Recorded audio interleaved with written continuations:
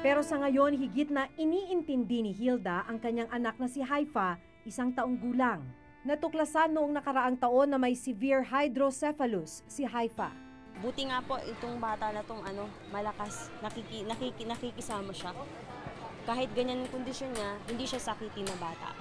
Paano yun pag umuulan dito tsaka mainit? Pareho yung nararanasan niyo? Opo, kaya nga po paminsan yung sipon, ubo, pabalik-balik. Kasi kaya ang ginagawa namin, yung dati wala pa ganyan, yung torda, ginagawa namin kumot. Yun na lang. Kumot, tong plastic? Opo, kumot. Para lang hindi po kayo mabasa.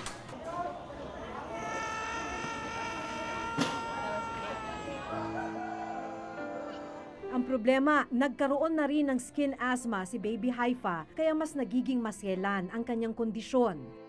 Mas pinapalala pa raw ito dahil sa sobrang init sa lugar. Dikit-dikit na rin kasi ang kubol ng mga nasa evacuation center.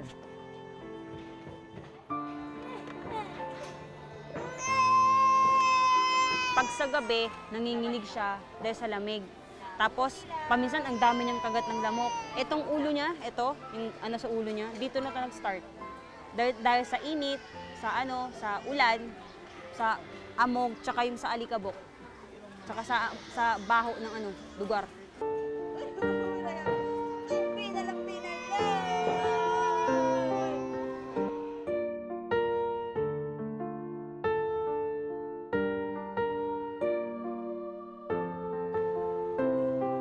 Sa pag-aalaga sa kanya, wala akong reklamo, wala akong complain. Basta healthy siya, buhay siya, okay lang. Kahit anong hirap, titiisin. Sinubukan na rin daw dalhin ni Hilda ang anak sa Zamboanga City Medical Center, ang pinakamalaking pampublikong ospital sa syudad. Twice na po kami pumunta doon, same lang ang sinasabi ng doktor. Wala silang neurosurgeon, una. Pangalawa, kailangan dadaan tayo ng procedure. Sinabi ko naman po sa kanila, may gamit yung bata. Ang kailangan lang ng bata, doktor at saka ospital. Siyempre, yung mga panggamot-gamot sa kanya doon. Yun ang sabi nila, maghintay lang, maghanap ng sponsor. Tsaka pag may doktor na. Department of Health o DOH at Department of Social Welfare and Development o DSWD ang mga ahensyang inatasang umantabay sa mga internally displaced person o IDP o mga evacuee na kailangan ng atensyong medikal.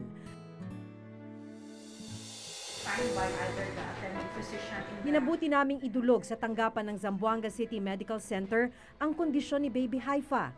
Ano po yung pwedeng magawa ng Zamboanga Medical Center about it? Ang hospital naman po is capable of providing for the surgery. We have doctors who will be able to carry out the surgical procedure para malagyan ng shunt.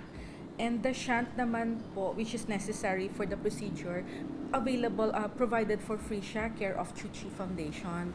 So as far as the surgical procedure is concerned, as far as medications, for as long as they're available in our pharmacy, and as far as services will be concerned, pwede po siyang i-provide libre by the hospital.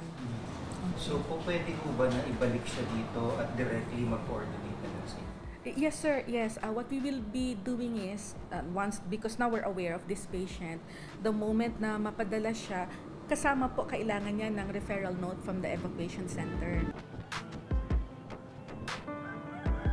Lumalabas sa records o master list ng ospital na hindi nakalista ang bata. Kaya ang ginawa natin, base na rin sa rekomendasyon ng mga doktor dito, ay kinuha natin ng referral form ang batang si Haifa, nang sa gayon ay diretso na siyang madala dito ng kanyang nanay at matingnan yung kanyang kalagayan at magawa ng tamang procedure ng libre dito sa Zamboanga Medical Center.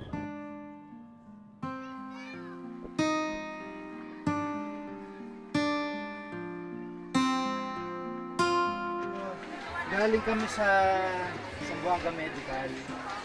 Sinerch yung pangalan niya sa database. Wala siya. Kailangan referral. Kinuha na kita, tapos pinirma ko. Nandito na rin yung doktor na hanapin mo para maano siya. Kailangang madala kaagad sa ospital si Baby Haifa upang masuri ng mga espesyalista.